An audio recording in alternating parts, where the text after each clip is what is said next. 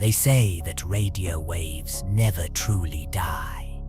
They travel through space forever, carrying voices and messages across impossible distances.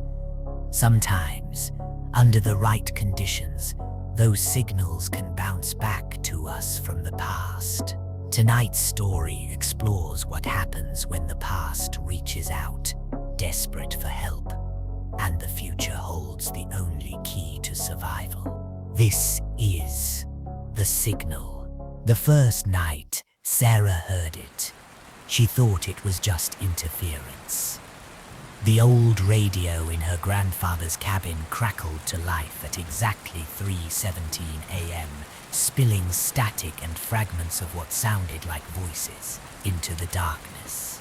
She stumbled from bed, unplugged the ancient device, and returned to her uneasy sleep.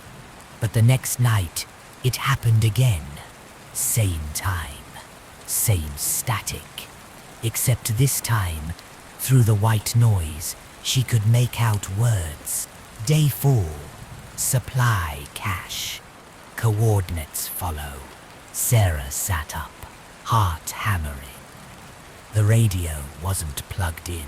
She checked 3 times, running her fingers along the wall where the cord should have been. Nothing. Yet the green dial glowed softly. And those disembodied voices continued their urgent transmission. She'd come to the cabin to escape the city, to find peace after her divorce. The isolation had seemed therapeutic, until now. The nearest neighbor was 5 miles through dense forest, and cell service was non-existent. She was completely alone with whatever this was. On the 3rd night, she waited, armed with a notebook and flashlight. She positioned herself beside the radio at 3:15 a.m. The cabin felt different in the pre-dawn hours, filled with shadows that seemed to shift when she wasn't looking directly at them.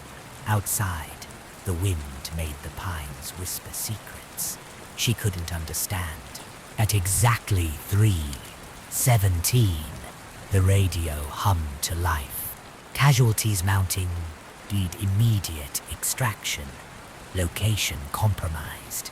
This time, Sarah wrote everything down. The voice was clearer now, unmistakably male, tinged with desperation. She could hear other sounds too, distant explosions, screaming, the rhythmic thump of helicopter rotors. "Hello," she whispered into the radio. "Can you hear me?" The transmission stopped abruptly. For a moment, only static remained. Then, impossibly, a response came through. "Who is this? Identify yourself." Sarah's blood turned to ice. I'm Sarah. Sarah Chen. I'm at a cabin in the mountains." "Where are you?" A long pause. When the voice returned, it sounded confused, almost afraid. "Mountains? We're in Cambodia. Firebase Charlie. What year is it?" 2025, Sarah managed. Another pause, longer this time. She could hear urgent voices conferring in the background, too distant to make out. When the original voice returned, it was barely a whisper. "That's impossible. It's 1971 here. We've been pinned down for 6 days." Charlie's closing in from all sides. The signal deteriorated into static. Sarah stared at the radio, mind reeling. She knew this cabin had belonged to her grandfather since the 1950s. He'd been a veteran, though he'd never talked about his service. After he died, she'd found boxes of military photographs and medals hidden in the basement, all from Vietnam. The next day, she drove to the nearest town and spent hours at the library. researching Firebase Charlie. She found the records buried in military archives online.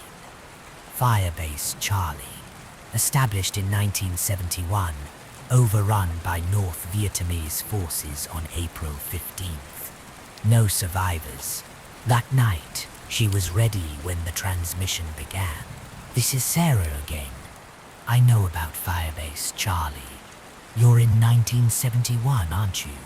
"Jesus Christ," came the reply. "How do you know that name?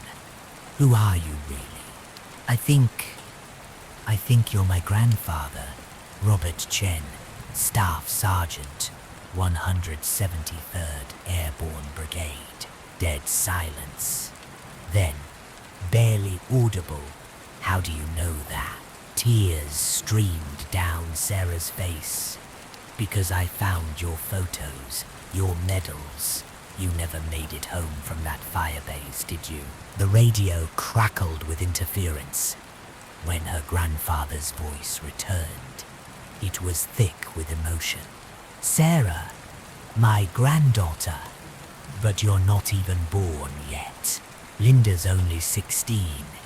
She doesn't even know I exist." Sarah's grandmother. They wouldn't meet for another 3 years, wouldn't marry until 1976. "Grandpa, listen to me. You have to get out of there. You have to survive." You meet Linda in 1974 at a USO dance. You marry her, have 3 children. One of them is my father, David. "I need you to live, or none of us will exist. But we're surrounded. There's no way out." Sarah looked around the cabin desperately, her eyes falling on her grandfather's old military maps, still tacked to the wall. She'd studied them as a child, tracing the lines with her finger while he told sanitized stories of his adventures. "There's a tunnel," she said urgently, "southeast of your position, maybe 200 meters. It's hidden by fallen logs. Grandpa, you showed me on your maps. You used it to escape. How could you possibly know that?" "Because you told me. You told me about the tunnel, about how you crawled through mud for half a mile, while Charlie searched overhead. You made it to the extraction point just as the helicopters arrived." Static filled the air. She could hear explosions closer now, shouting. Then her grandfather's voice, strained and desperate. "I can see it. The logs, just like you said. Sarah, if this is real, if you're really my granddaughter," his voice broke, "tell my family I love them. Tell them I tried to come home." "You will come home," Sarah screamed into the radio.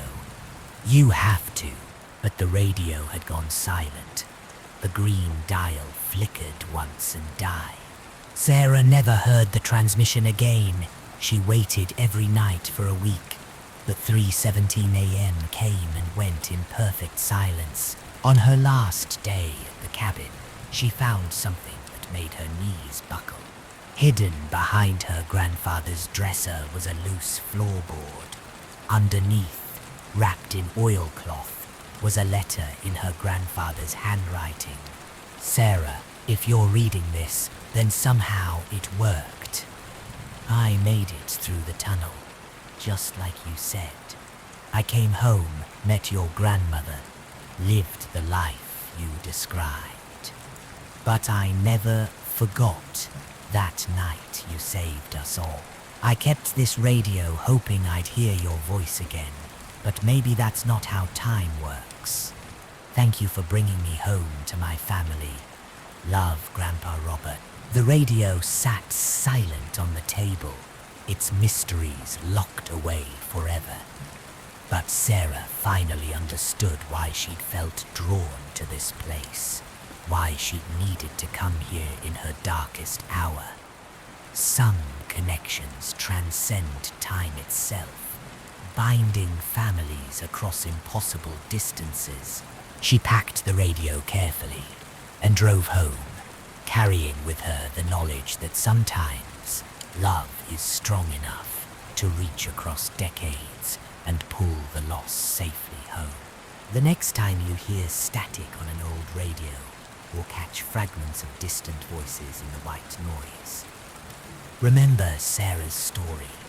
Remember that some connections transcend time itself, and that love can echo across the years, waiting for the right moment to guide us home. Music swells slightly. Thank you for listening to The Signal. If this story moved you, please share it with someone who understands that family bonds are stronger than time, stronger than death, and sometimes strong enough to change the past. Sweet dreams.